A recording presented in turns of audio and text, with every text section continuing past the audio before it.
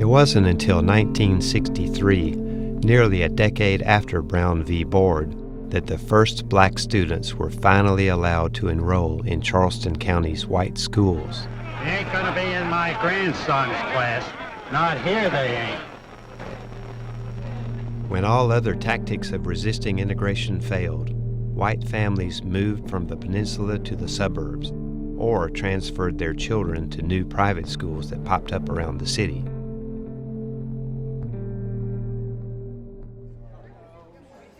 More than 50 years later, de facto segregation is still the norm in most of the district's public schools. Students at high poverty, high minority schools are likely to face many disadvantages, including underqualified teachers, a culture of low expectations, high rates of disciplinary infractions, and less rigorous programming. The well-established link between segregation and academic achievement is reflected in Charleston County, where below-average and at-risk schools are overwhelmingly poor and black. In 2007, then Superintendent Nancy McGinley introduced a partial magnet initiative in order to promote voluntary racial and economic integration. Partial magnet schools house a magnet program within the walls of a traditional neighborhood school. At Haut, half the magnet program seats are reserved for kids who live inside the school's attendance zone. The other half are highly competitive, awarded to the top applicants from across Charleston County. Let's move on to number 3 while the girls are looking for the answer. By breaking up concentrations of poverty, partial magnet programs increase academic opportunity for minority students who make up around half of Charleston County's student population. The first 5 partial magnets launched in fall 2009. Among them was Haut Gap Middle School on Johns Island. Before we started the magnet, our school was unsatisfactory. And according to No Child Left Behind, you then have school choice. It was predominantly African American. The scores were low. Haut Gap was a failing school. It was on that list of failing schools. It's time to cut this school. When we decided to apply for the partial magnet, we knew that we needed to invigorate the academic attitude in the school as well as service the community. We knew that 1,200 students on the island were leaving to go to schools outside. After the partial magnet started, it brought back all of the other demographics, such as our white students came back to their home school. In addition to other students from those other schools were then coming here. Now you've got children that are on many different levels.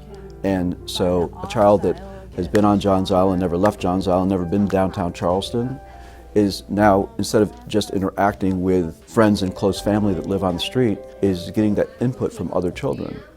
And that raises everything. It raises the bar for behavior, it raises the bar for test scores. So if you take a look at 2009, for example, to where we are now, it's just been remarkable, the change that has happened. By 2011, just 2 years after converting to partial magnet, Haut Gap's state report card score improved from below average to good. Its student body has more than doubled and now reflects the diversity of Charleston County. Now it's cool to be smart. But the students have done a great job of making that the new culture, the new attitude.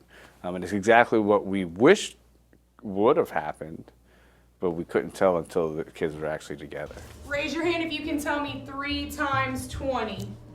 Guadalupe? A common criticism of partial magnet schools is that students resegregate within the school walls. Magnet students will tend to be privileged, mostly white children who have little interaction with the poor, mostly minority students in their traditional program.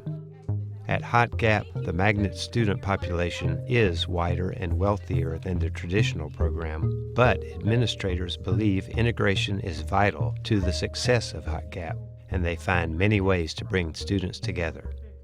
We have an event every 2 weeks in which the whole school gets together. And what you see is not the magnet students hanging with the magnet students. You see them branching off with their friends that are in the traditional program, that the children are constantly getting together.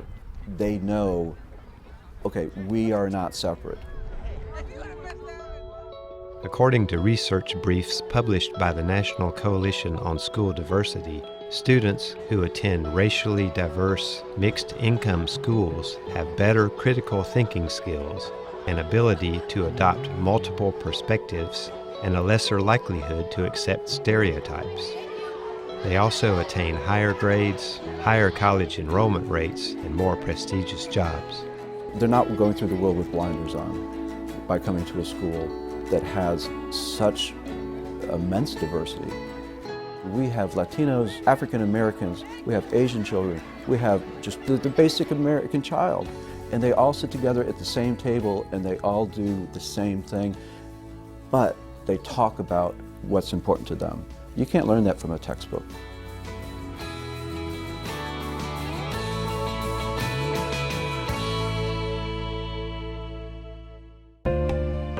This program is part of American Graduate.